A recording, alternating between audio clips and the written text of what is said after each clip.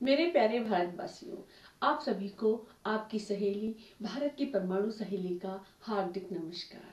हमारे भारतवासियों, कल दिनांक 17/1/2012 को मुझे जानकारी मिली कि हमारे देश के भूगर्भीय वैज्ञानिक डॉक्टर वी.के. गौर ने एक विदेशी वैज्ञानिक के द्वारा वहां की ग्रीन पीस कॉन्फ्रेंस में अपना लिखा हुआ पेपर पढ़वाया। इस पेपर में लिखा है कि महाराष्ट्र राज्य के जैतापुर में एक हैवी इंटेंसिटी का भूकंप आ सकता है।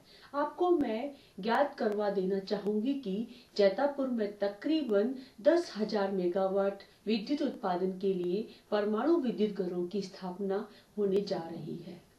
मैं आप सभी को एक हकीकत से रूबरू करवाना चाहूंगी कि वर्ष 2003 से ही जब जैतापुर साइट पर न्यूक्लियर पावर प्लांट इंस्टॉल करने के लिए सोचा था, तब भारत की विभिन्न एक्सपर्ट एजेंसीज जिसमें GSI geological survey of India, AMD agriculture meteorological division, KDV, MIPE, Keshav Dev Malaviya institute of petroleum exploration, NIOT national institute of ocean technology और कोयना बंधकम विभाग ने मिलकर पूरी गहराई के साथ इस इलाके की जांच पड़ताल की। उन्होंने 44 किलोमीटर के फेर में 30 से 80 मीटर की गहराई के बोरवेल खोदकर पूरी जांच पड़ताल की और अंत में यह पाया कि जैतापुर साइट परमाणु बिजली घरों की स्थापना के लिए पूरी तरह से सुरक्षित है और इस बात की रिपोर्ट भारत सरकार को, एनपीसीआई को, डीएई को एवं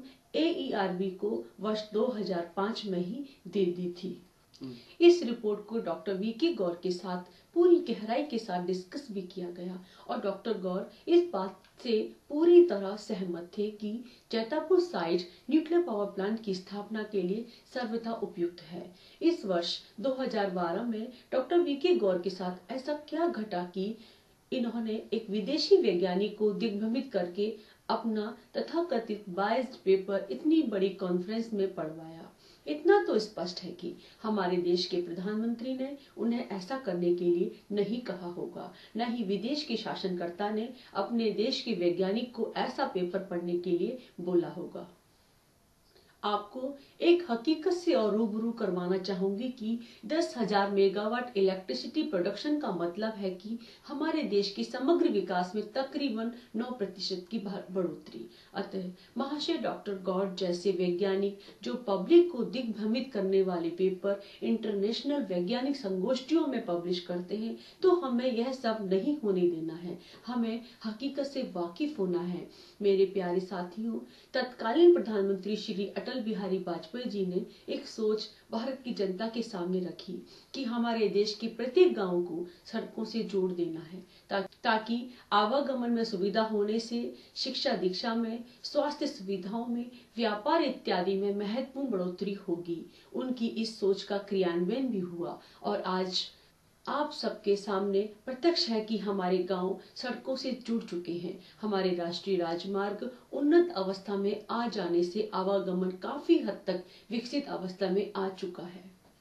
ऐसा ही एक विजन और भी था कि देश की सभी नदियों को एक दूसरे से जोड़ दिया जाए, तो फिर कभी कृषि के लिए, पीने के पानी के लिए पानी की किल्लत नहीं रहेगी। साथ ही बाढ़ इत्यादि में होने वाली जन व माल हानि से भी काफी हद तक बचा जा सकेगा। लेकिन तथाकथित सोशल वर्कर्स एवं क्षेत्रीय पार्टियों की वजह से यह सब संभव नहीं हो पाया। आज एक ऐसी ही सोच भारत के समग्र विकास के लिए हमारे वर्तमान प्रधानमंत्री ने रखी है। हमारे इन प्रधानमंत्री की गिनती दुनिया के टॉप 10 प्रधानमंत्रियों में आती है। इनकी सोच है भारत में विद्युत ऊर्जा की क्रांति, अर्थात हमारी वर्तमान में विद्युत उत्पादन की क्षमता यानी 700 यूनिट प्रति व्यक्ति प्रति वर्ष को 5,000 यूनिट प्रति व्यक्ति प्रति वर्ष तक ले आते हैं तो पर्याप्त मात्रा में नए नए कल कारखाने व उद्योग धंधे होंगे। किसानों के पास बिजली की भरपूर आपूर्ति हो सकने से वो न केवल खाद्यान्न फसलों का ही उत्पादन कर सकेंगे अपितु कई कई व्यापारिक फसलों का भी उत्पादन कर सकेंगे। इससे किसानों की स्वयं की आमदनी तो गुणात्मक रूप से बढ़ेगी ही, साथ ही समूचे देश की कुल आय में भी गुणात्मक वृद्धि हो सकेगी, जिसका लाभ समूची भारतीय जनता को होगा। साथियों, यदि ऐसी क्रांति इस देश में आ जाती है तो फिर रोजगारों की क्या कमी रहेगी। तब आप सभी आकलन कर सकेंगे। आज यदि एक व्यक्ति को औसतन 1 से 1.5 लाख रुपए की सालाना आय है, जबकि विकसित देशों में 10 से 15 लाख तक की है। ऐसे में यदि हमारे देश के पास भी भरपूर बिजली होती है तो हमारी औसतन आय भी इनकी ही सदृश होगी। आज सभी विकसित देश नाभिकीय ऊर्जा का बिजली उत्पादन में भरपूर मात्रा में साफ एवं सुथरे ढंग से प्रयोग कर रहे हैं, और बिना इसके तो ये सभी गरीब देशों की श्रेणी में आ ही जाएंगे। जैसा कि जापान तो पूरा का पूरा भूकंप एवं सुनामियों पर बसा हुआ है, वह भी नाभिकीय ऊर्जा के चलते ही विकसित राष्ट्रों की कतार में शामिल है।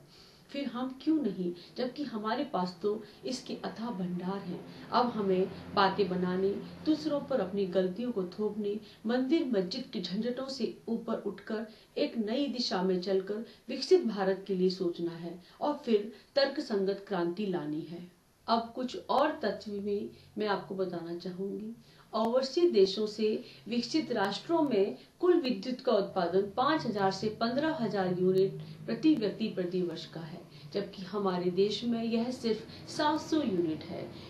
विकसित राष्ट्र बिजली उत्पादन में नाभिकीय ऊर्जा का उपभोग 25 से 85% तक करते हैं और भारतीय लोगों की तुलना में स्वास्थ्य की दृष्टि से हष्ट-पुष्ट हैं। भारत में यह उपभोग सिर्फ 3% तक का है, जबकि हमारे पास नाभिकीय ईंधन की अथाह भंडार है।